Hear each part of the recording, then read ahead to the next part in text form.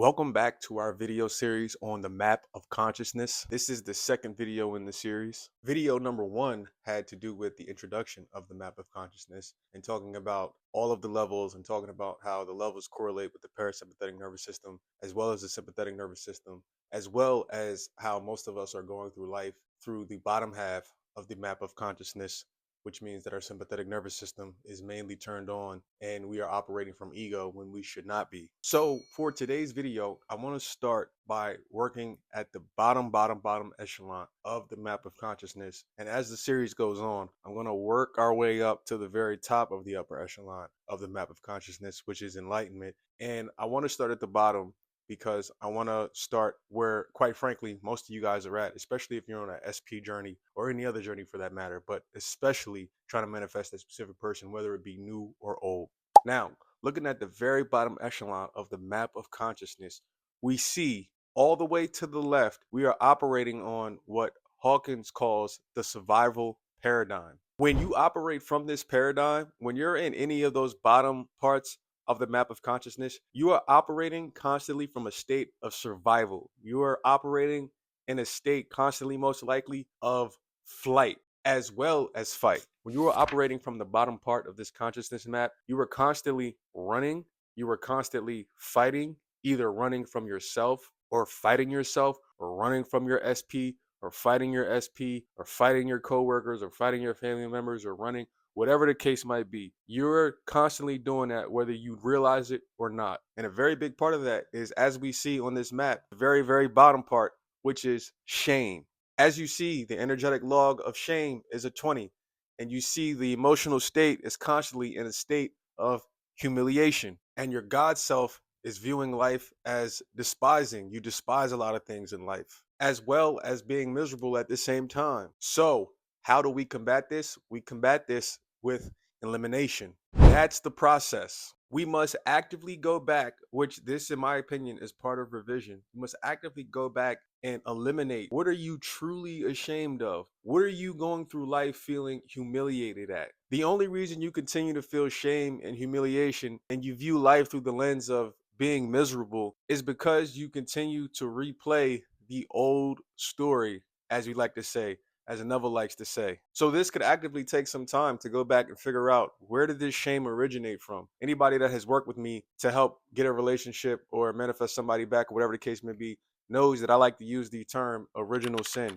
What is the original sin? Where did the original shame come from that caused me to feel this humiliation and walk around through life with this humiliation? Once you really figure that out, it's time to eliminate that. How do you eliminate that? By realizing that all of this stuff is in your mind. Your mind is the reason that all of this is happening, because it's no longer true. Whatever shame you've experienced, whatever humiliation you've experienced multiple times throughout your life, I don't care what the shame is, I don't care what the humiliation was. The bottom line is it's in the past. It's no longer real now in the present. It's no longer real 5 years later, 10 years later, 20 years later. However, it is your mind. Your mind. The Ghetto Boys, which is a group from back in the day, a rap group, they had a song called My Mind's Playing Tricks on Me. I'm staring at the woman on the corner.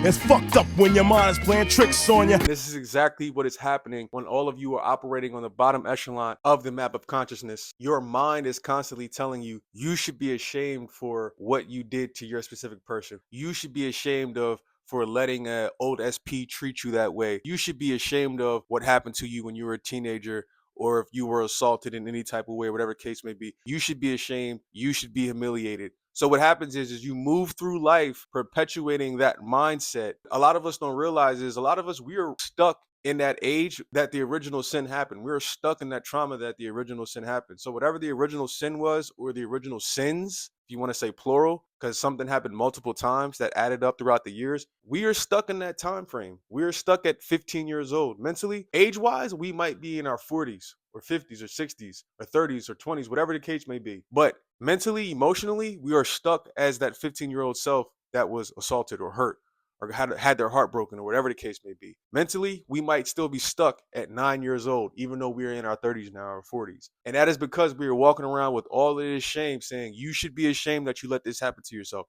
You should be ashamed that you didn't know any better. You should be humiliated. And we start to develop this fake thinking or knowing, and we think that everybody's constantly thinking about us and everybody's constantly looking at us not realizing it's not even about us. And we think that everybody is always thinking about our problems or worried about us or thinking about that time we messed up when we were teenagers, thinking about that time that X, Y, and Z happened to us. We don't realize they're not thinking about our problems because they have their own problems to think and worry about. And this is where I said that's you operating from the ego. That's your ego thinking that people care about your problems all the time or thinking about your problems all the time. And that goes back to months ago when I made that video talking about Neville Goddard, and Neville had that great saying that no one cares. No one literally cares. But your ego, again, which is why, like I always say, operating on the lower echelon of the map of consciousness, your ego is telling you that people care, or people are always thinking about that time you messed up, or your SP is still constantly thinking about that time you messed up. And so because you're telling yourself that old story of you think that your SP is still thinking about that time that you messed up,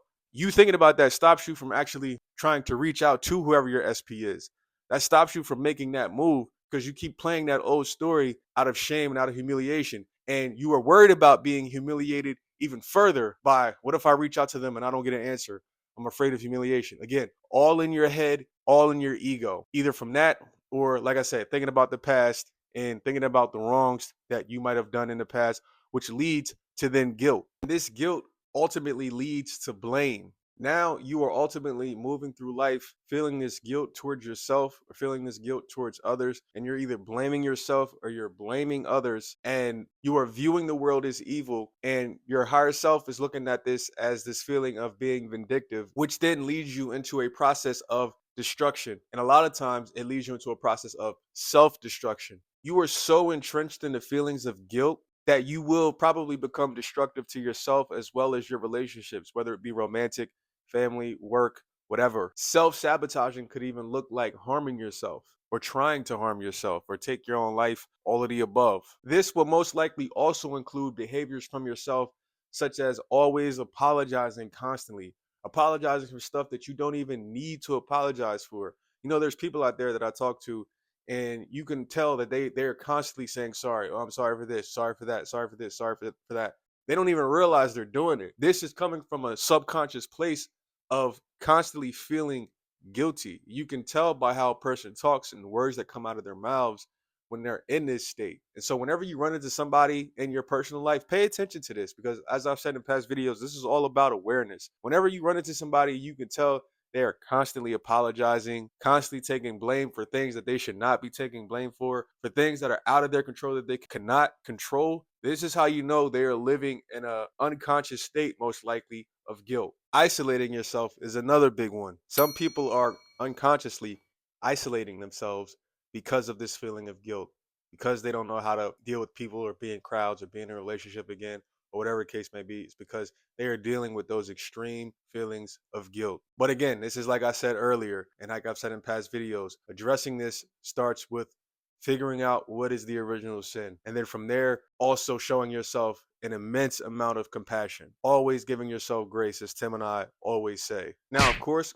everything that I'm saying, I want you to remember this is all nuanced. As you know, that's our favorite word to say. And this is where coaching would come in, because figuring out these things and trying to address this and get to the root cause of these things could take some time and a lot of peeling back of the layers, etc., etc. So moving up the map of consciousness, most likely, if you do not deal with shame and deal with guilt, which are at the bottom levels, the very bottom levels of the map of consciousness, that could lead you to feel apathy. Apathy is a very, very, very big one. I know a lot of you out there have ran into those people who have been in relationships, or maybe been chasing a job, career, whatever the case may be. And for some reason, they always seem to feel that whatever it is they're doing, probably because, like we're going over right now, they are failing at the bottom two echelons of the map of consciousness, which is shame and guilt. Having apathy is really a lot of times because of failure, in my opinion. Failure is a big reason why people become disinterested, no longer care, they become emotionless. How many times have you heard those people in relationships or people that are single?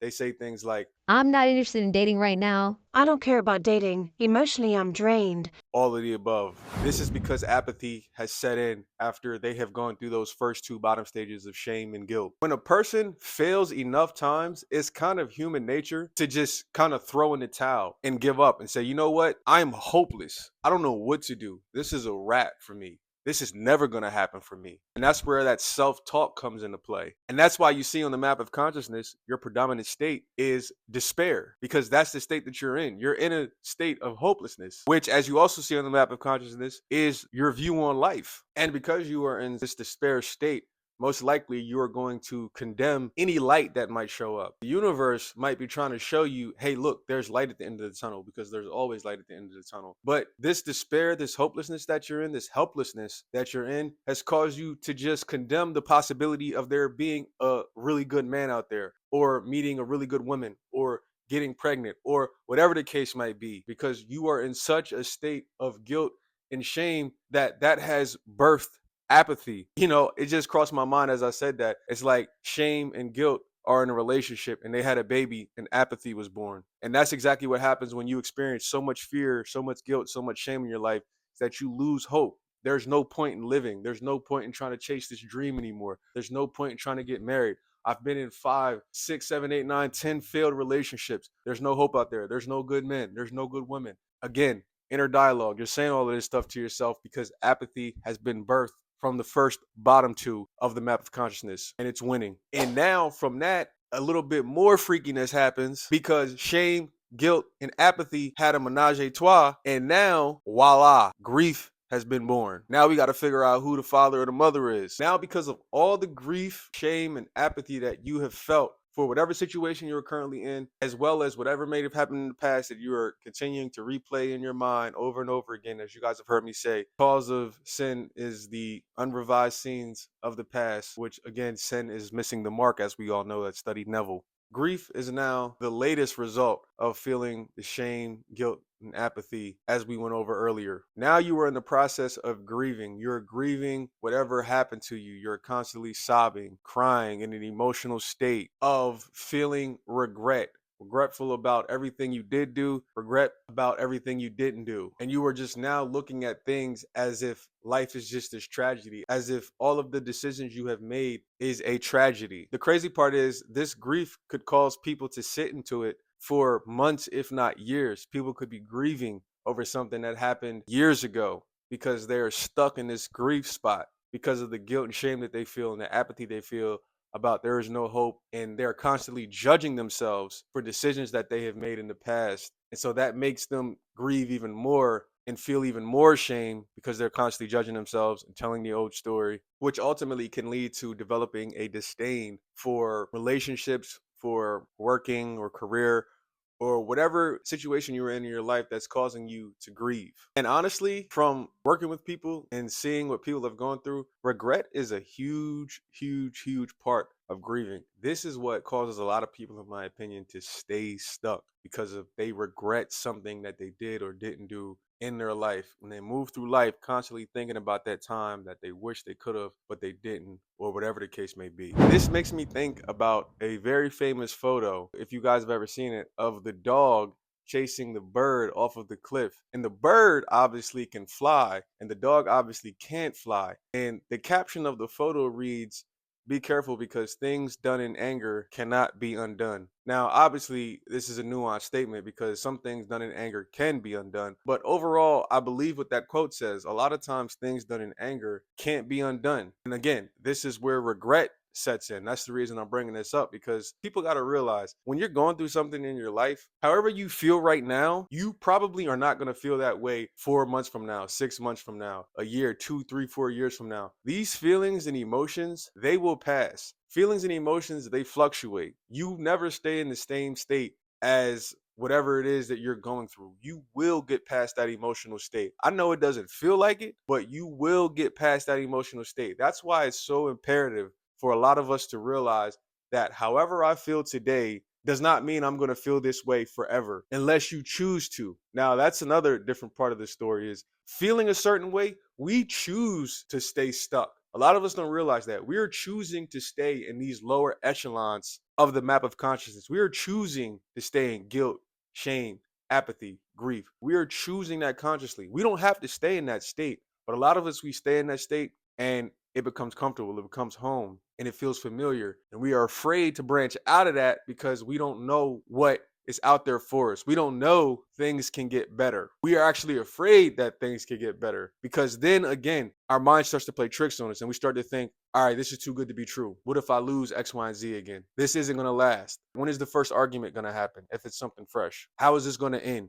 You start to think about all of the negative comments. You know, I remember watching Brene Brown. For those of you that know who she is, she's great. I was watching a special with hers on Netflix, I think it was. And in the video, she was talking about how our minds are so negative a lot of times that we're conditioned to be negative. And if I remember correctly, she was talking about a time when I think it was her daughter or somebody was getting ready to go to prom or some sort of dance. And, you know, they got in a car and drove off or something like that. And she said her immediate next reaction after hugging them and seeing them was a negative thought like, oh, what if they get into a car accident and die or something like that? And this is exactly how our minds work. Even if there is so much great possibility out there, our minds will cancel out all of those great possibilities and we will only think about and focus on that negative thought, all because we are so used to having those thoughts based on guilt, shame, apathy, and grief on the lower echelon of the map of consciousness. So I hope this second video really helped you guys understand how a lot of us are perpetuating these emotional states based on what we went through,